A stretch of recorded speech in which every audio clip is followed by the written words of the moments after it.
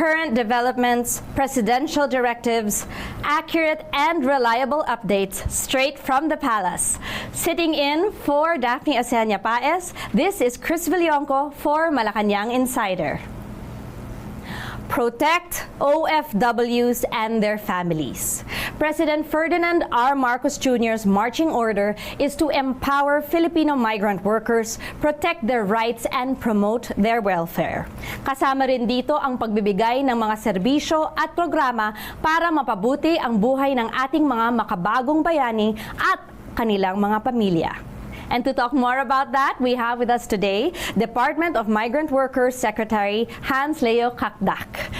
Good day, sir. Good day, Thank you Chris. so much. Glad to be here. Wonderful to see you in this kind of setting since magkasama naman po tayo minsan sa Filipino community events. Yes, of course. And you always address our OFWs Yes, so of course. lovingly. Always an honor to be there, and with our OFW president, an overwhelming mandate from Yes. OFWs for our president in the last elections. Yes, of course. So, to work together in developing skills of healthcare workers, let's discuss that.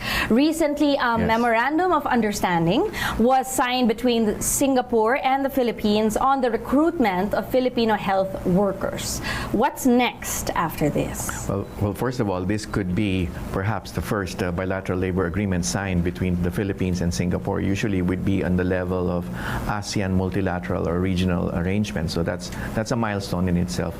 And the agreement essentially is a measure of protection for our Filipino health workers in Singapore. They already are amply protected, but this one heightens the protection, ensures fair, ethical, and sustainable recruitment for our OFW nurses. There are mutual interest measures such as exchange of experiences and knowledge transfers and scholarships in store for budding nurses who would wish to perhaps work in Singapore, well, work here and then work in Singapore. There is a guarantee of just, fair, and commensurate compensation. Very, very important. Fair treatment, as it is called, of nurses in Singapore, meaning our nurses will be paid similar to their Singaporean nurse counterparts. So there will be no discrimination in that sense. And also there are measures to effectively reintegrate our nurses. So all told, it's a measure of protection, of safer labor mobility for our nurses, for the mutual interest of both sides, mutual interest of the Singaporean health system as well as the Philippine health system and the Philippine economy. Wow, so how does the MOU between the Philippines and Singapore specifically aim to address healthcare workforce shortages in Singapore, and what role will Filipino healthcare workers play in filling these gaps? Yes, that's a very important point. The President always, amongst government officials and agencies and with the private sector, has always emphasized that today's bilateral labor relations, especially with healthcare workers, should not just entail the rights-based approach in terms of protecting the rights of workers, but look at developmental, market development measures, such as ensuring that there will be no dearth of nurses here for our very own healthcare system, as we know from the COVID days, COVID years, that we really, really need healthcare workers. So there are measures to strengthen our labor market in terms of healthcare workers. That is why measures such as scholarships and measures such as partnerships between institutions, whether healthcare or medical or healthcare educational institutions, are in store. After this agreement, there will also be a counterpart agreement with Sected Herbosa and the Singaporean side, with the Singaporean health minister, along these lines as well. So it's not just ensuring fair, safe labor mobility, but also ensuring what you had mentioned, the development of our own talent pool, talent base, so that our healthcare system is spoken for in terms of our healthcare needs. So how will the MOU impact the recruitment process? Well, in terms of impacting the recruitment process, impacting it for the better. Already we have a very steady stream of OFWs on a yearly basis, not as much volume as let's say in the Middle East or in Saudi to Singapore, but still we know for sure that the systems can be enhanced enhanced. So when we say safe, ethical, and fair, ethical, and sustainable recruitment, we mean to say that which ensures that nobody will be victimized with substandard contracts, nobody will be victimized by illegal recruiters and illegal job offers, nobody will be victimized by payment of exorbitant legal fees or recruitment fees. So added protection, and of course the other important dimension to all this, the cooperation of both sides in terms of measures to address complaints or grievances of nurses on site.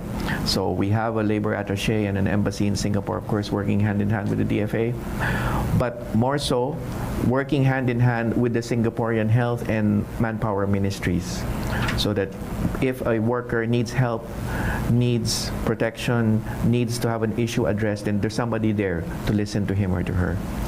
So, paano po ito makakatulong, the collaboration na ito sa ilalim ng MOU sa pag-unlad ng healthcare sa Singapore and of course dito din po sa Pilipinas? Yes, I think mula sa COVID, we've already learned na napakahalaga ng healthcare workers, and in a moment of crisis, there could be a dearth or an absence of healthcare workers or lack of healthcare workers.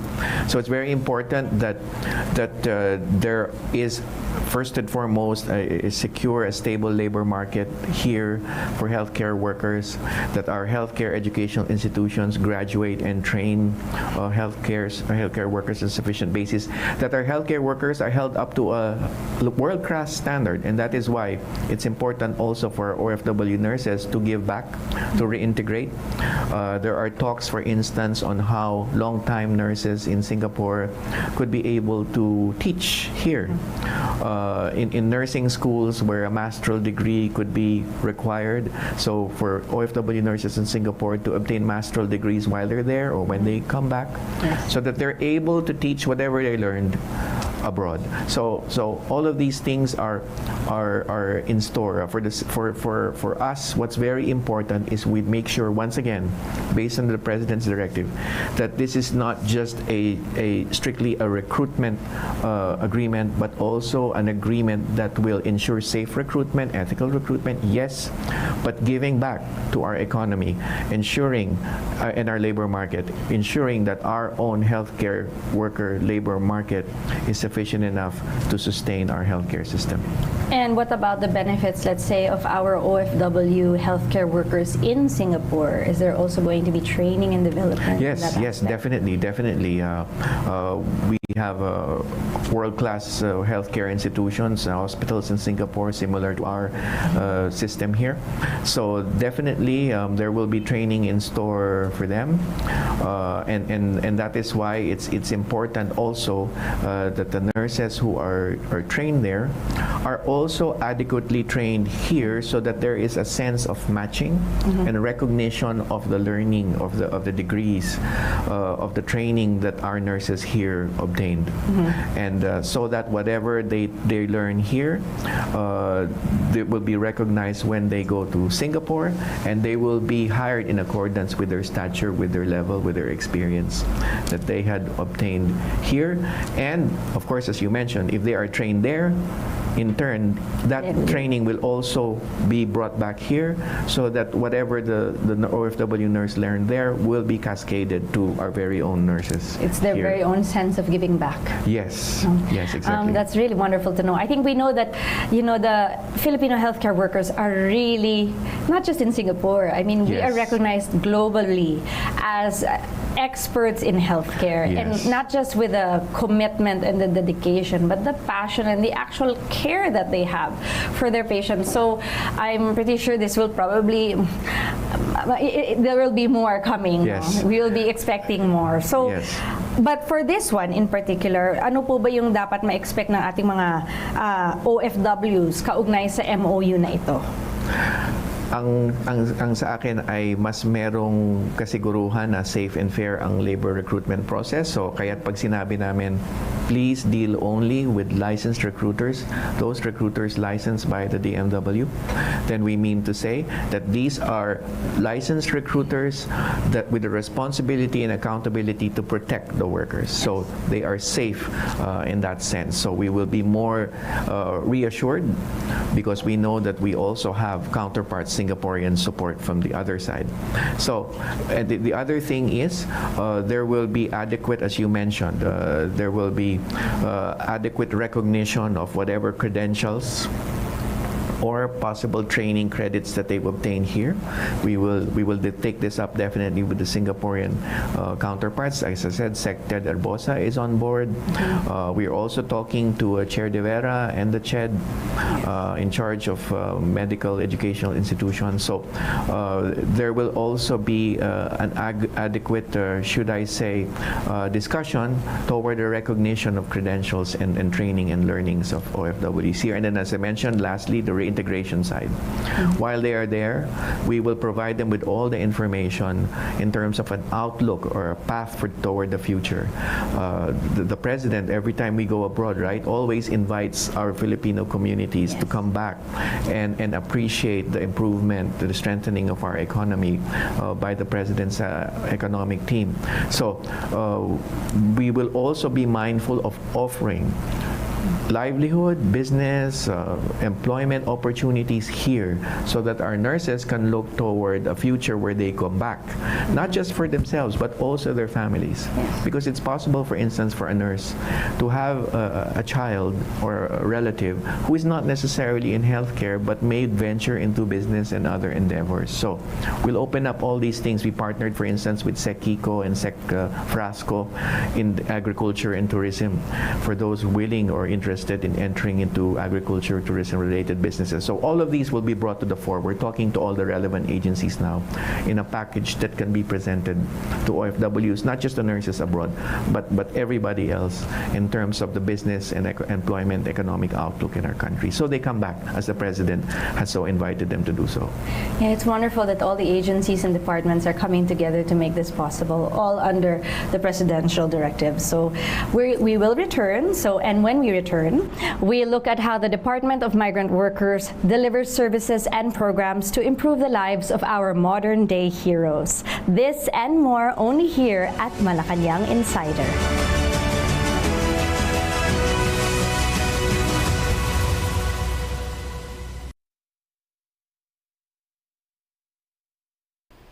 At your service, Pilipinas, mula sa Department of Justice, ako po si Yusek Margarita Gutierrez. Samahan niyo kami para sa isang bagong Pilipinas ngayon, dito lang sa PTV.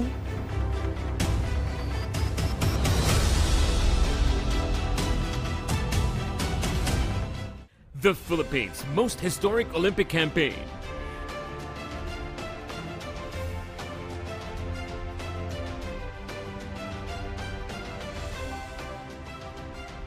Tunay nga ninyong ipinamalas ang galing at husay ng atletang Pinoy. Congratulations, Team Philippines! Saludo kami sa inyo!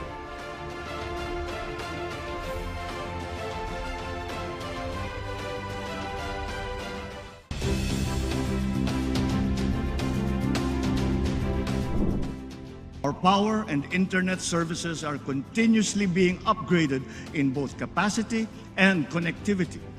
Sa ating free Wi-Fi program, halos 10 milyong unique user devices ang nakikinabang sa libreng internet sa mahigit 13,000 lugar sa buong Pilipinas. Nasasagap ito sa marami nating mga paaralan at mga malalayo at liblib na mga po.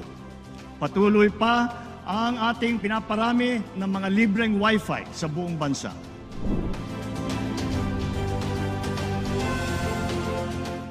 PTV Consumer Watch, bantay presyo sa gasolina.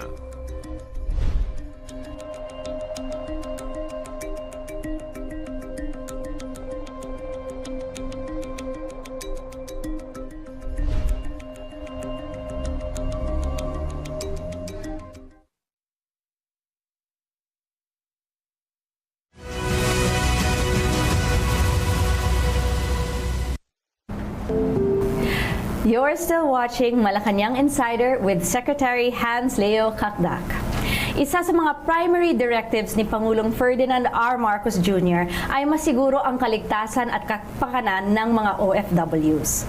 On war conflicts with recent escalating tensions from ongoing conflict between Iran-backed Lebanese paramilitary group Hezbollah and Israeli military, what are the latest updates on this?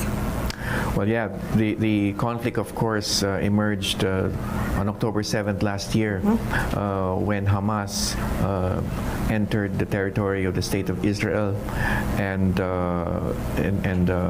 well, there was a conflict. There were killings, and of course, Israel retaliated. Hezbollah in Lebanon has also been engaged in conflict with the Israeli Defense Forces, and the recent reports say that the situation is tense and could possibly worsen. So over the weekend, the Philippine ambassador to Beirut issued an advisory asking Filipinos there to be repatriated, to come home. Since October last year, the President has already directed us to open up the lines of communication as well as our repatriation services. So we've been delivering free repatriation services and on-site monitoring for the protection of OFWs. And in Lebanon, there have been around 356 returnees. In fact, there was a group of 15 who arrived over the weekend. But there is another group of 45 that is set to arrive possibly later this week. They're now going through immigration authorities in Lebanon. Around 1,000 had applied, but 45 said they are ready to go home. We continue to monitor the situation. There are crisis plans that are in place and ready to be implemented should the situation worsen. But for now, the call is for our workers to come home. It's alert level 3 imposed by the DFA in Lebanon, which means it's second to the highest. There is an absolute ban on deployment of workers there, and also voluntary repatriation. That's why, hence the announcement of the ambassador over the weekend. We also have a shelter prepared already because the strategy is on-site in-country evacuation prior to eventual repatriation. So we stand ready as directed by the President, not just there but even here. We will receive them in a whole of government team designated by the President to do so. So po, can we have yung panawagan po sa mga OFWs sa Lebanon na nais umuwi sa bansa? Saan ba sila pwedeng magpunta o tumawag? Yes, meron tayong hotlines na inanunsyo yung ating ambassador, embahada sa Beirut. But for here, for DMW OWA, the hotline is simply 1348. 1348. If outside the country, it's +632-1348. But that hotline co-shared by Admin Arnel Ignacio and the OWA would be enough for the relatives, the loved ones of our OFWs in Lebanon and the OFWs themselves to state their issues, their requests, and we will respond accordingly. So please tandaan po natin yan, 1348. 1348 is so the that's for hotline here, and then if you are abroad, it's +632-1348. Yes, and there are other specific hotlines mentioned by the ambassador, by the embassy in Beirut. So I would suggest to please look up the hotlines announced in their Facebook page, and we also have our own Lebanon help desk at the DMW. So we have a team there meant to help those in need. Yes, I would like to commend your department and also as well as OWA for constantly updating your social media pages. And I can see that there are so many people who respond for help and everything else. But of course, there's always the concern about families. So paano po ba ma-i-assure ang mga kaanak o pamilya ng mga OFWs dito sa Pilipinas na wala silang dapat ikabahala sa kaligtasan ng kanilang mahal sa buhay sa Lebanon? Yes, ang assurance po natin, tutulungan po natin kayong lahat.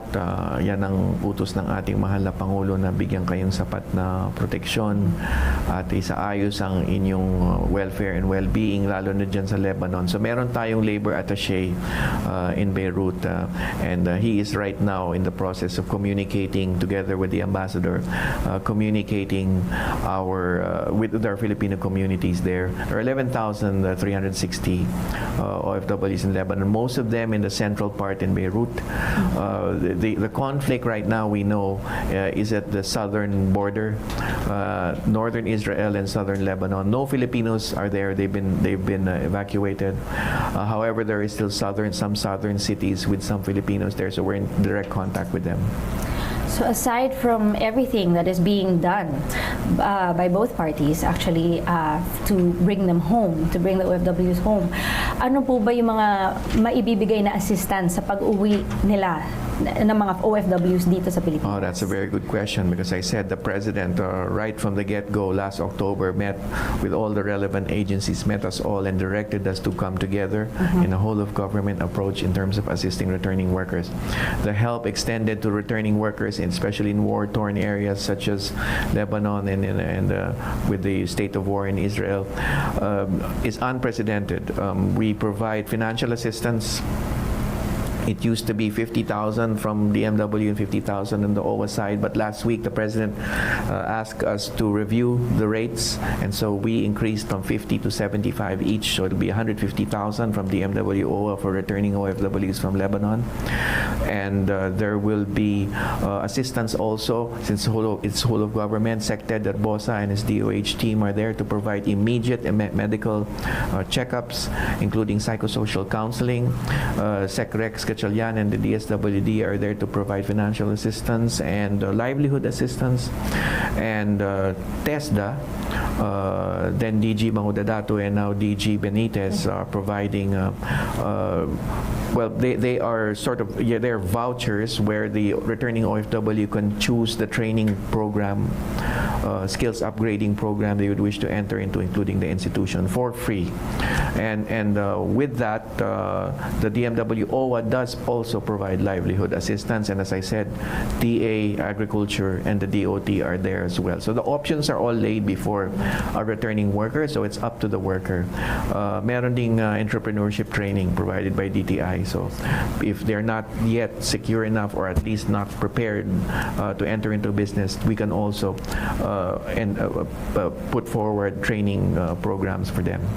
Okay, let's talk about this as a whole. No? The Department of Migrant Workers, how are the DMW's current programs addressing the challenges faced by OFWs, such as illegal recruitment, exploitation, in line with the President's mandate? We have a robust illegal recruitment, anti-illegal recruitment and anti-human trafficking program right now. We had just recently our 13th establishment closure. We shut down illegal recruitment establishments. To give you an idea, last year it was 7 for the entire year, so we have 13 this August, so we're braced to double our efforts. We also have convictions in regular regional trial courts. Recently, we retained our Tier 1 U.S. State Department ranking in the anti-trafficking in persons effort. It's the 8th consecutive year, but we retained our Tier 1 standing just recently, which means we are doing well, higher than the global standard in terms of combating illegal recruitment and human trafficking. So the effort goes on online. We've taken down around 30,000 or so Facebook online illegal job offers, and similar number in TikTok. We were the first to be allowed to do so in both Facebook and TikTok, to engage in takedowns of what we perceive to be illegal recruitment sites. And these takedowns were very quick and efficient. Yes, very quick and efficient, and we're thankful to both Facebook and TikTok. And the effort continues. I mean, we will not rest, because there will still be those who will attempt to recruit illegally. Kaya ang payo namin, pagka online ang recruitment, if you doubt a person recruiting you face to face, then all the more will you doubt a person recruiting you online. So that's our basic piece of advice, among other pieces of advice to fight illegal recruitment. Let me throw in one more.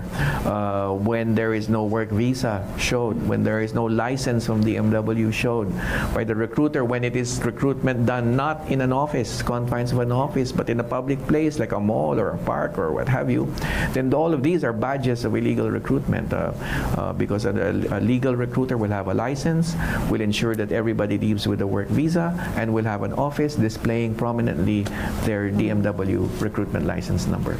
And usually po, on social media, what are the giveaways for fake recruiters? I'm assuming they're like, there's not much information. The giveaway, well, first of all, it's basic that when one recruits online, there's already something wrong there because somebody's hiding under the shadows and would not would not want to be recognized or identified. A fairly common online illegal recruitment perpetrator would have a common name, a common name that is similar to thousands and hundreds of thousands. So it's very difficult to search for that person online. Another one is asking for money up front. Is a very, very distinct badge of illegal recruitment. Somebody who will say, "Oh, bilis, magbayad ka na, isa na lang ang ticket, isa na lang upuan sa aeroplano, sasara na yung offer, bukas wala na ito, magbayad ka na ng 20, 30, 40, 50, up to 100,000, even more." So that's another badge of illegal recruitment. Somebody online lurking in the shadows, ayaw magpakilala, generic ang pangalan, sometimes fake pa yung profile picture. Yeah, sometimes kinukuha pa nila sa yung mga ibang legal. Real people or celebrities. Yeah. Okay? And then, yun nga, umihingi na, nagpe-pressure na magbayaran siya upfront. Okay, sir. President Marcos Jr. vows to boost retraining programs for returning OFWs. What measures are being implemented by the DMW to enhance skills training and job matching to reintegrate them into the local workforce? Yes, we're fully on board with the President's directive. The TESDA is the main government agency there, and we recently signed a partnership agreement with TESDA.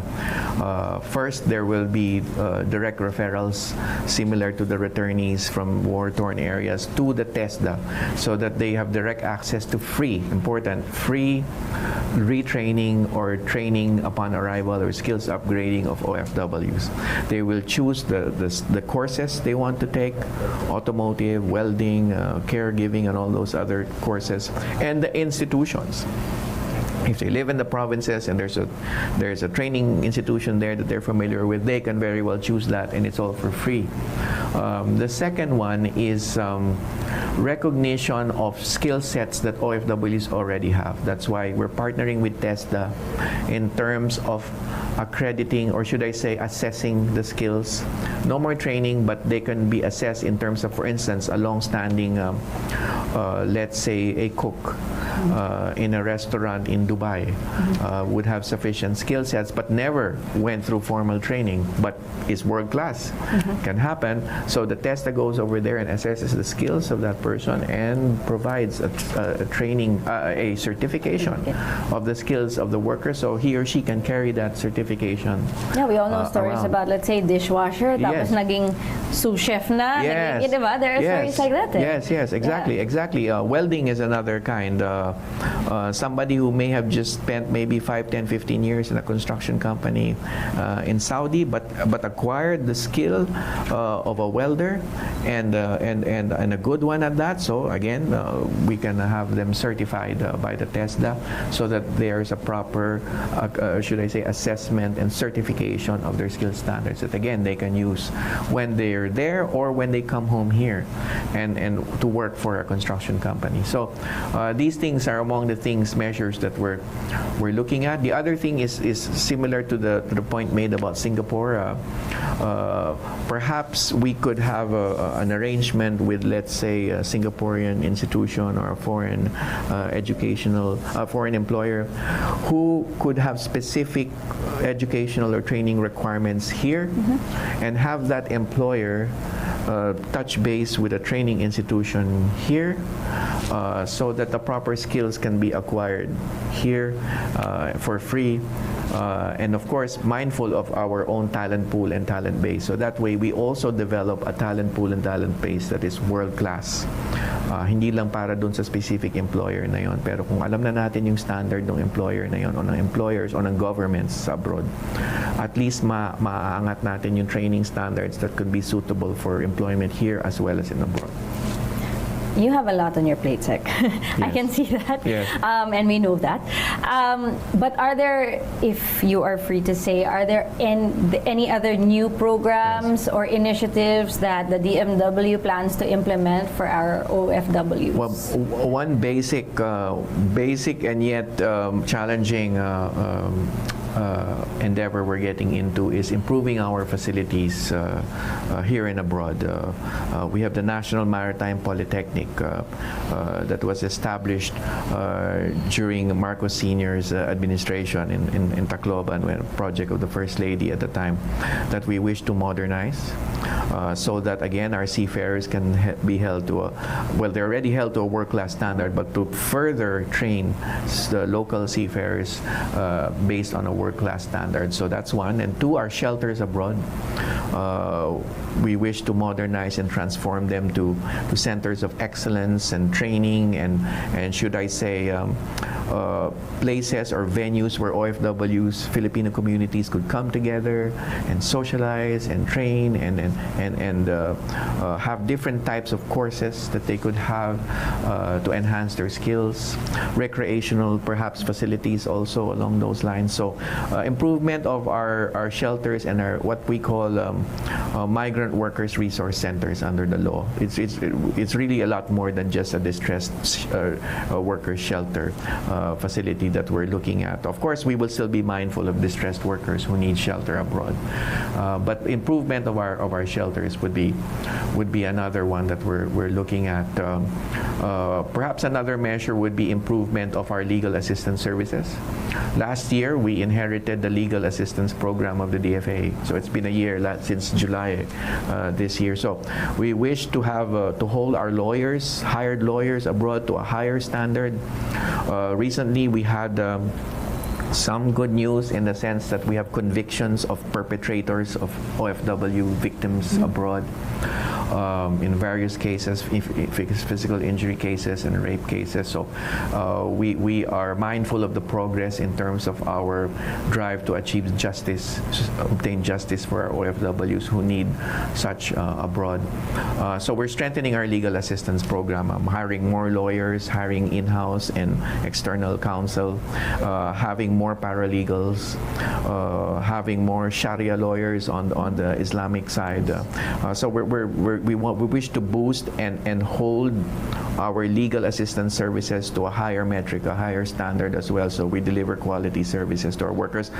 Among the many things that we plan to do, Chris. The very many things that I can see that you know firsthand and that you're doing. So once again, Department of Migrant Workers Secretary Hans Leo Cacdac, thank you so much for gracing us today. Thank you for your time, actually, with everything that you have listed out right here and mentioned. Thank you for your passion, your dedication, and commitment to taking care of our overseas Filipino workers. Thank you for having me, and it's great to see you again, Chris, and hope to see you in the foreign trips of the President abroad. And yes, we will continue. We will soldier on to further help our OFWs. We owe it this much to our OFWs and to our OFW President. Yes. Ang Department of Migrant Workers ay itinuturing na tahanan ng OFWs. Kaya hangad ng ahensya ang patuloy na pagbibigay proteksyon para matiyak ang kanilang kaligtasan, masiguro ang kapakanan at mapangalagaan ang mga karapatan. Kaisa ng bawat OFW ang DMW sa pag-abot ng kanilang mga pangarap para sa sarili, sa pamilya at sa bayan. Mabuhay ang makabagong bayani. Join us again tomorrow as we bring you in-depth views of the latest issues and regular palace updates. Sitting in for Daphne Oseña-Paez, this is Cris Villonco for Malacañang Insider. Have a great day.